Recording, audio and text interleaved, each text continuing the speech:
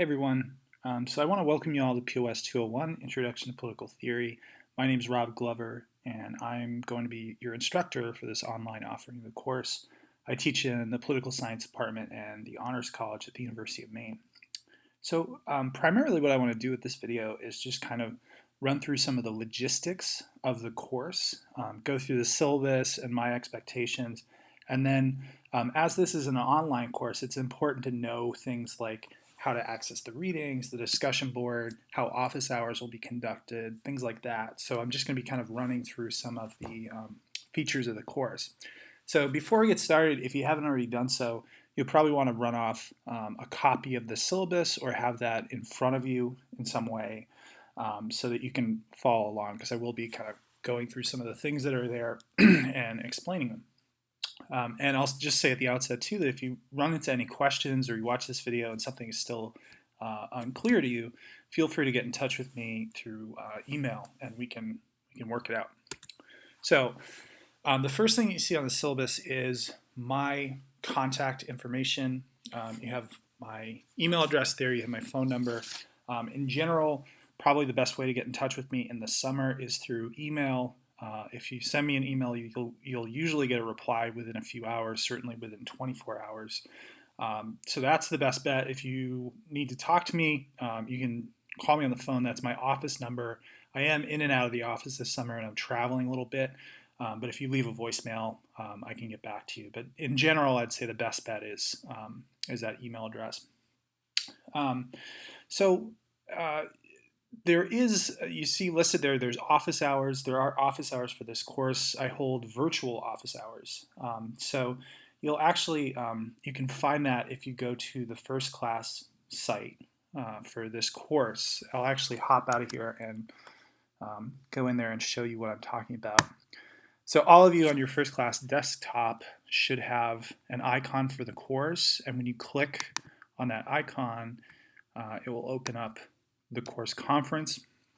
Hopefully it should look something a little bit like this. Formatting, I know in first class can sometimes be kind of wacky. But here you'll see this virtual office hours. And if you click on that, it's basically just a chat room. And so for 2 hours a week, Wednesday, 12 to 2, I'm in there. That's just kind of open. You can pop in and ask any questions, or we can chat about course material that might be unclear. And that's how that feature works. Now, I know that this is the summertime. A lot of you are working full-time. You're taking an online course to kind of balance it around your schedule, and the middle of the day might not be the best time to be in contact with me. So if that's the case, feel free to shoot me an email. We can try to set up some other time that works for you.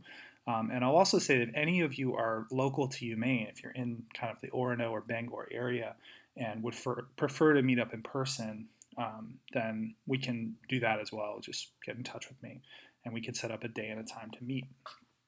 Okay, so I'll hop back into the PowerPoint here. So what is this course about? Well, this is a course in political theory, as the title suggests. And really, if you've taken a course in political science, or you're a political science major or minor, you know that political science tends to look at political phenomena and it attempts to describe or explain them or predict the occurrence of certain future events. Now we're going to get more into this in the first substantive class, but what makes political theory unique is that in political theory you're asking normative questions. These are questions with an ought, right? So what ought to be, our action or our practice in a certain realm of politics? Basically, what do we want our political world to be? So it's a little bit different in that one is asked to think critically about the ideas and philosophies which shape our institutions today and in the past and potentially in the future, but rather than asking why did something happen or how did something happen or what might happen in the future, you're asking what do we want from our world? What do we want our political world to be? And so you engage questions like, what is justice? What does it mean to be free? What does it mean to be a citizen? What are the responsibilities that come with that? These are different types of questions. It's more philosophical, and a lot of the work that we read, the majority of the work that we read, is from political philosophers. So it's a little bit more abstract, it's a little bit more conceptual than a course in political science. Um, Now, how we study it, basically, this course is a very intensive survey of the core texts of Western political thought. We don't get very much into political thought outside the Western world. When we say the Western world, we mean the United States, Europe. So we don't get into Indian political philosophy or Middle Eastern political philosophy. And by and large, these are the ideas and philosophies which have shaped and probably will continue to shape the political world that we live in today. So, if you want to understand the American Constitution, well, go back to the English political philosophers that were articulating some of these ideas about liberty and freedom in their inception.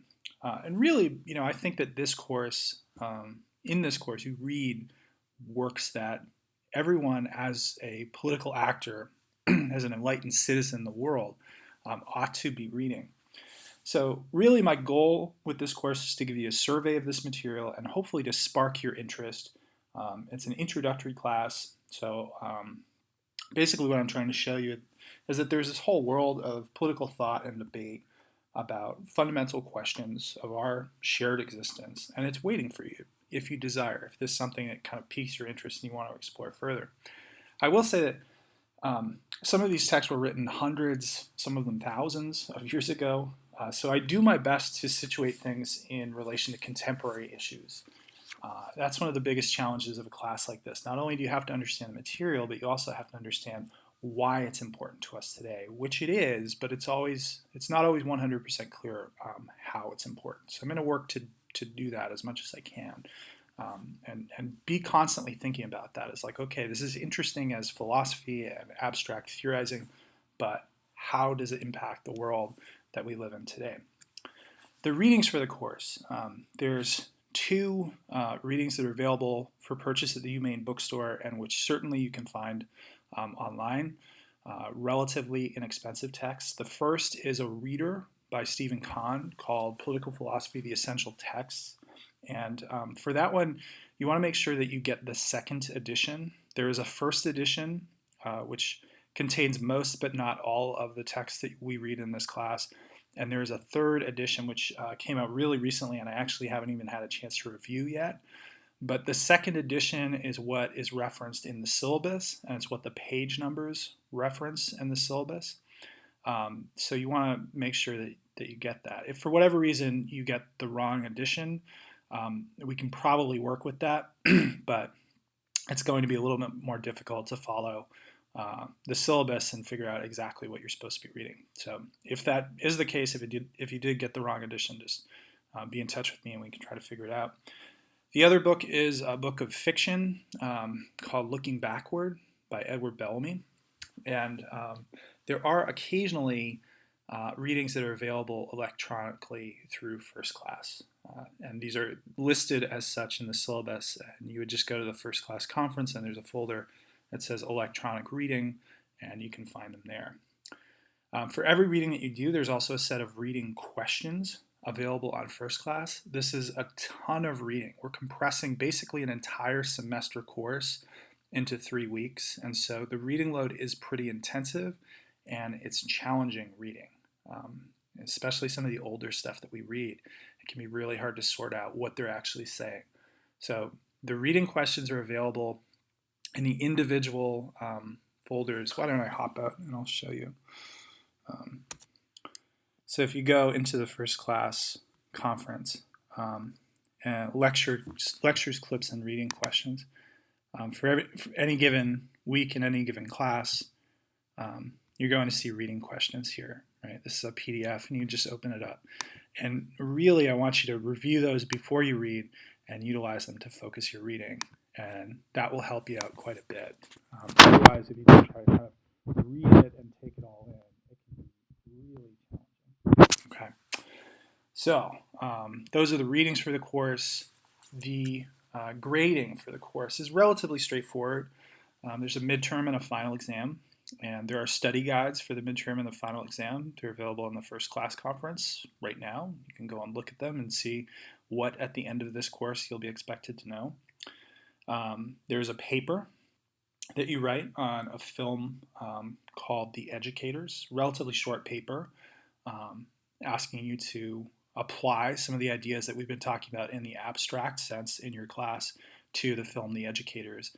And in general, I find that most students really like the film The Educators. It's about 10 years old at this point, but it's kind of relevant and edgy, and some of the issues that they were grappling with in the film, I think, have become even more prevalent within contemporary political discourse, talking about things like inequality and economic injustice.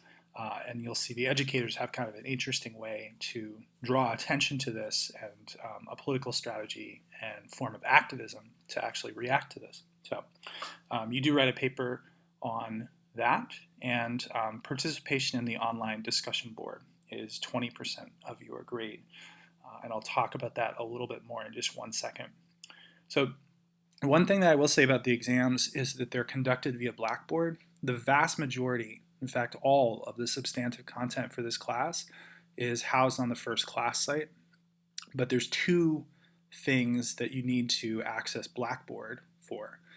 The first is the exams, the midterm and final exam. I use it just because it's a better kind of platform for testing and grading. So those are found there, and there's instructions on how to access them on the study guide and the timing of the exam and how much time you'll have to complete the exam. And the other feature that I use Blackboard for is grading.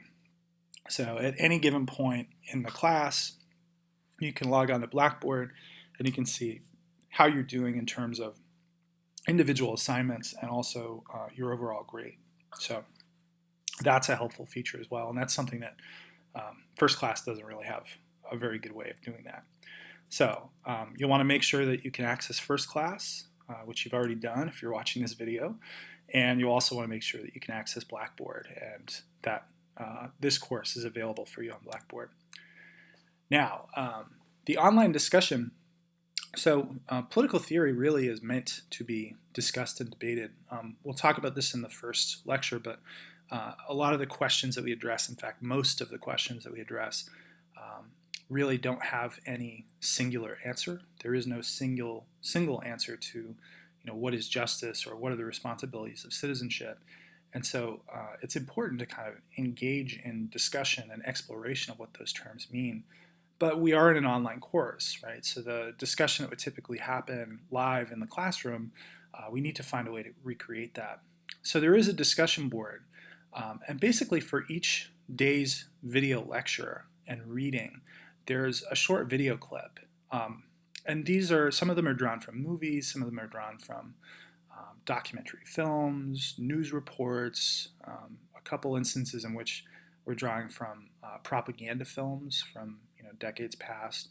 And they're really designed to be provocative and fun. But all of them relate to the text and lecture in some sort of important way. So it's tying back to what you've read and what we've been discussing in lecture. So after you do the reading and then watch the lecture and have it kind of put into context and discussed a little bit, I ask you to head over to that discussion section. And for each of those lectures, I will post an opening question. And so you can either respond to my question, or this is a course that's large enough that by the time you head over there is probably already some of your classmates have weighed in. And so you can respond to the contributions of your classmates. Something that you think is interesting but you want to explore further, or somebody has said something and you disagree or you have a different perspective. The only thing that I ask in all of your communications with your classmates is to be civil and to be respectful. As I said, none of the questions that we address in this course really have a single answer. There's lots of big, complex questions on which there's going to be a lot of diversity of opinion, and you need to respect that, and you need to respect others. And let's try to kind of model good, civic, respectful behavior in our online discussions. So basically, you're graded on your ability to respond thoughtfully to either my question or the comments of your peers, and also integrating ideas from text and lecture. So it shouldn't, I really don't want to see just kind of your opinion. What I want to see is your opinion informed by evidence from the text or from the lecture, and integrating those ideas into your response. It's really the purpose of this course, is to get you in the practice of doing that. So as I said, in addition to first class, this course utilizes Blackboard. I went over this a little bit. You take both your midterm and your final exam on Blackboard, and as I said, you can track your grades and your performance through the Grade Center. And given that the duration of this course is so short, it's only really kind of like 3 weeks, I try to turn things over pretty quickly. So usually it's a few days after you submit an assignment. There'll be a grade, and there's always feedback, whether it's the exam or your paper or something else that you've submitted. You always get feedback from me, so that you get a sense of where the areas are that you need to work on, and how you can improve. Okay, so all of that is housed in Blackboard. So as I said, just log on to Blackboard and make sure that you can access those functions, but also recognize that those are really the only functions that Blackboard has in this course. You're not going to be going there to access course content. That is housed on first class. All right, last but not least, class schedule. So you'll see at the close of the syllabus, the final few pages of the syllabus, you have the class schedule broken out by week and day.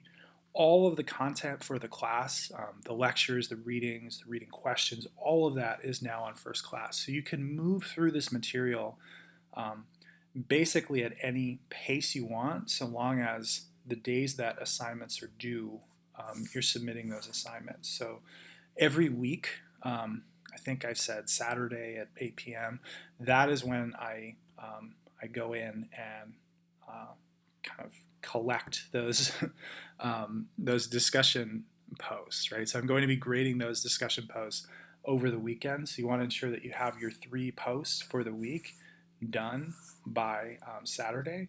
But really, other than that, it's you move through the material at a pace that works for you. You want to try to be pretty consistent in working away at that material, and you don't want to let it kind of build up because it is a lot of reading. So note that the reading should be done in advance of watching the lecture. And that can be challenging sometimes because you'll read something and it's really, really hard to figure out what exactly is being said. And then the lecture helps you make sense of it.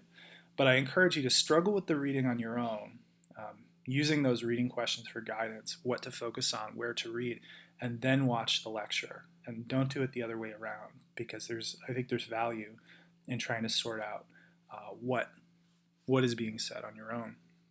And then the viewing videos and participation in the online discussion should be done after you've completed the reading and then watched the lecture.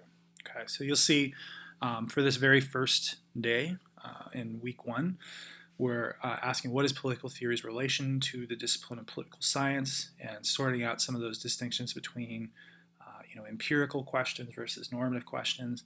You're reading a piece by Isaiah Berlin called Does Political Theory Still Exist? And that is actually not in your book. That is an electronic reading. You access it in the electronic reading folder in first class. And then there's a lecture available, lecture 1, which talks about this, and a short video clip, like a 2-minute video clip called Senator Olympia Snowe on Current Congress, in which she's talking about bipartisanship and polarization, and really kind of the room for a plurality of views within contemporary society. So as you move through the material, that's the order in which you should be working. Read first, watch the lecture, and then watch the short video clips and post the discussion board. And as I said, I expect 3 of those posts, either a post in response to my question or a response to a classmate each week, and that has to be done by Saturday. Okay, so I think that's pretty much it. If you have any questions, I know I've moved through this pretty quickly, and you'll want to review the syllabus very carefully on your own. But if you have any questions about the material for the course, never hesitate to email me. You have my email address here and my email address on the syllabus as well. And I really mean that. If you're struggling with something or something doesn't make sense, don't hesitate to reach out to me. You'll get a response and you'll get it relatively quickly. So that's all for now. Once you've reviewed the syllabus and kind of you're comfortable with the content for the course, feel free to move over to the actual kind of substantive lectures and start to work on the readings and that aspect of the course. And I'm really looking forward to it. I enjoy teaching this course, and I think it's a really good time to be discussing some of these questions and thinking about some of these issues. So thanks very much.